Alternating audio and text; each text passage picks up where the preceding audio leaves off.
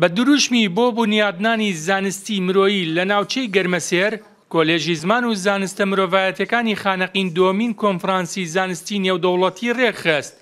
لە کۆنفرانسەکەدا کە 4 تەوەری گرنگ تایبەت بە ناوچەی گەرمەسێر توێژینەوەی لەسەر کراوە لە ڕووی زمان و جوگرافیا و مێژوو و کۆمەڵایەتی تاوتوێ دەکرێت. ئەمڕۆ کۆلێجی زمان و زانستە مرۆڤایەتەکان سەر بە زانکۆی گەرمیان کۆنفرانسی نێودەوڵەتی دووەمی ئەنجام درراوە.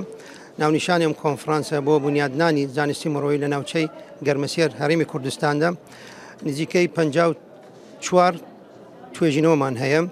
هەروەهایشە لە هەموو زانکۆگانی کوردستان و خوارەوە جگەوەیشە توێژەران من هەمە لە وڵاتی ئیران و لە تورکیا. توێژینەوەکانیشە دەربارەی جوگرافیایە و مێژووە، زمانە و دەروونانسیە. هەروەها هەموو توێژەرەکان تەقیم کراوە لەلایەن دوو هەڵسانگەر. هەڵمان داوە بێن و شتێک باش بکرێن، بنیای شتێک زانستی بکرێت دەربارەی ناوچە و گەرمەسێر و چۆن بتوانین بەردەوام ئەم ناوچە کەشە بکرێتن. لە کۆنفرانسە نێودەوڵەتیەکەدا توێژینەوەکان تایبەتن بە کاریگەریەکانی زمانی کوردی و عەرەبی و جوگرافیا و دەروونناسی لە ڕووی زانستیەوە لەسەر تاک.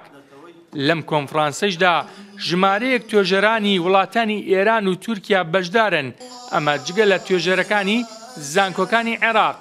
پێم وایە ناوچەی گەرمەسێر لەسەر لاسەر مێژوو پراوێز کراوە و ئەم ناوچە پێویستی بە ئیش و کارێکی زۆر هەیە، بە تایبەت لەلایەنی زانستیەوە کە بنەمایەکی زانستی بۆ دابنرێت ئەتوانی ئەساسێک بێت، بنیاتنانەوەیەک بێت بۆ ئایندەیەکی باش بتوانانی ئیشی بۆ بکەین لە هەموو لایەنێک لە هەموو بوارێکەوە.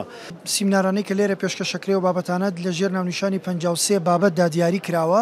ئەو بابەتانە زیاتر لە بوارەکانی زانستە مرۆڤایەتیەکان، مێژوو، جوگرافیا، دەروونناسی، ئەمانە هەروەها زمانەکانی کوردی و عەرەبی، کاریگەری زمانەکان لەسەر یەکتری، کاریگەری جوگرافیای ناوچەکان لەسەر یەکتری ئەخرێتە ڕوو کە ئەمە ڕنگدانەوەی گرنگی هەبووە لەم سنوورەیە و جێدەستی ئەو زانستانە لە سنوورەکەی ئەخرێتە ڕوو کە تاوەکو چەند ئەتوانرێت کاریگەری هەبێت لەسەر تاکەکانی ئەم سنوورەوە بتوانرێت لەو سۆنگەیەوە خزمەتێک بە زمان و کولتور و فەرهەنگی زمانی کوردی بکرێت. کۆنفرانسەکە بۆ ماوەی 1 ڕۆژە و لەسەر 4 تەوەری گرنگی ناوچەی گەرمەسێر 54 توێژینەوە کراوە و تاوتوێ دەکرێت و بڕیارە پاش هەڵسەنگاندنی وێنەیەک ئاڕاستەی وەزارەتی خوێندنی باڵای حکوومەتی هەرێمی کوردستان و لایەنە پەیوەنددارەکان بکرێت بۆ ئەوەی لەم توێژینەوانە سوودی لێ وەربگیرێت.